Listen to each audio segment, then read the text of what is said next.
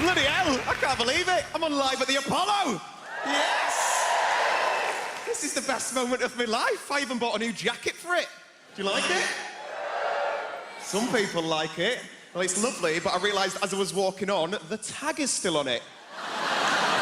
Congratulations. But I'm not bothered, because I'm literally having the best time of my life. I get to do this, and this year I met the love of my life, and we moved in together, and then literally about a month ago, I found out that I'm going to be a dad. To a 7-year-old, that's not fucking mine. That was a shock. Not the reason I swiped right, but here I am.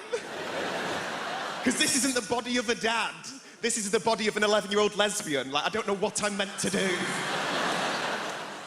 Like, you look like a dad. Like, are you a dad? No? You sort of remind me of my dad. Because he's disappointed as well.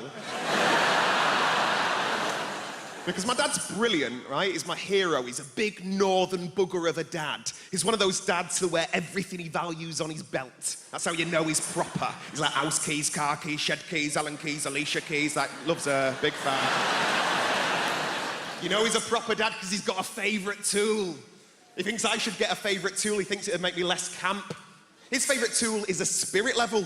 It's the campest one, right? What he'll do on his day off, he'll just walk around the house, just checking things are straight, and then doing running commentary on it. He's like, oh yeah, it's bloody straight, that, yeah, all right. Oh, straight. And then occasionally, for a laugh, he'll just walk over to me and be like, not for me.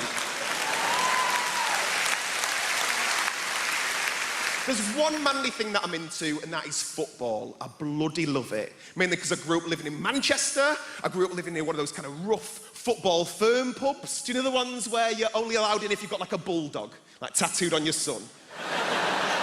All the blokes outside, well-read, not educated, sunburn. Just... And I remember it very clearly. It was the last day of the Premier League, right? And I thought it was a good idea to take my dog for a walk. And there was a group of like proper manly men all stood outside, all looking manly and that. And if you haven't already guessed what sort of dog it is, it's a Chihuahua.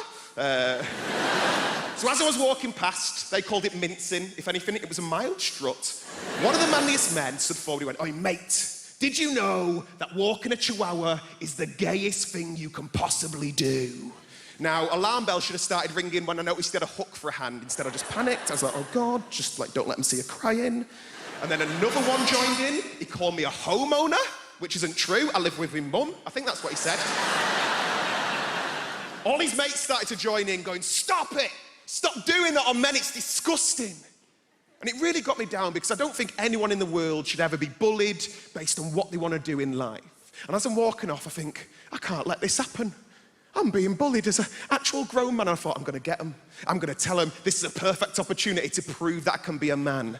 So as I'm walking off, I just sort of like turn to him and I go, is having a Chihuahua really the gayest thing you can possibly do? Because surely hanging around with 50,000 bald, middle-aged men once a week without your wives or wearing matching outfits while staring at 22 young lads exercising little shorts for 90 minutes, hugging each other, mounting each other, and sometimes even crying, praising, adoring, and treating the male sex as gods and idols, shouting, get in there, man on, and come on, boys. Come on, boys. You do what, mate? You sing out and I'm not doing this to other men, and then asking, no, demanding young lads do what you want, and then finishing early and leaving a little bit disappointed because a group of men didn't perform the way you wanted them to. It's a little bit gayer than a Chihuahua.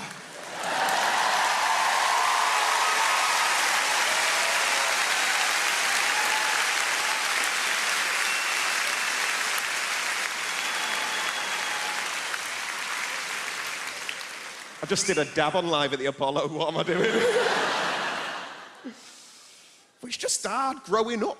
It is. Like, I lost my virginity to an older woman. Yeah, I was 22 and terrified. This woman was 42 and divorced. So she was hungry for me. It was one of my best friend's mums. He doesn't know. What happened, right? He was going away travelling, so she threw him a house party. I'm stood in the kitchen, she's on the other side, and she's just staring at me, not blinking. She's very tanned, aggressively tanned, like fake tan, like proper, like leathery skin. I was basically being eyed up by a menopausal Chesterfield. Like, she was really looking. I thought she was annoyed because I was drinking a Malibu. That wasn't the case, so I panicked. I went upstairs to the toilet for a sit-down wee. She bursts in. She goes, "Get your pants off now." You feel very self-conscious about your whole body when you're that age, especially your widge. You think, is it the right size, the right shape, the right shade? The colour of my willy, it makes my legs look pale. Just imagine you being older, it's very much like an oak tree, just very dark. So me and my mate's mum, we're in the bathroom kissing. It's like horses in battle. And then she starts trying to be rude. I thought she'd be motherly. She wasn't. She was saying things like, "Call me a dirty bitch." I'm like, "Why?" She's like, "Tell me what you want me to do to you." I'm like, "Can I have a lift home?" Just being old frightens me. Phil was talking about being old. I don't really fancy it. Because, like, what's it like? Because it's very easy to be smug and think, "Oh my God, you're going to be done soon," which you are. But I read this thing, right, online, so it must be true, where everyone who's under the age of 30 is going to live till 160. Like, you look tired now. 160?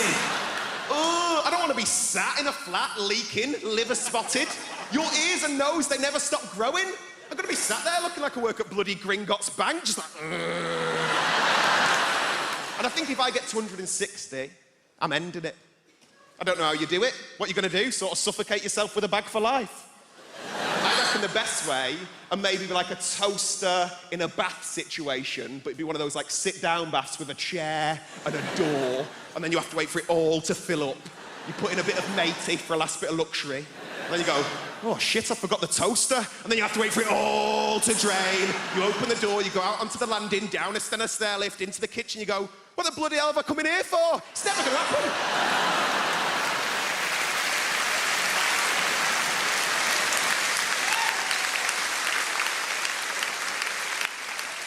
Honest to God, this has been like the best day of my life. Thank you so much for having me, Apollo. I've been Brennan Reece. Cheers.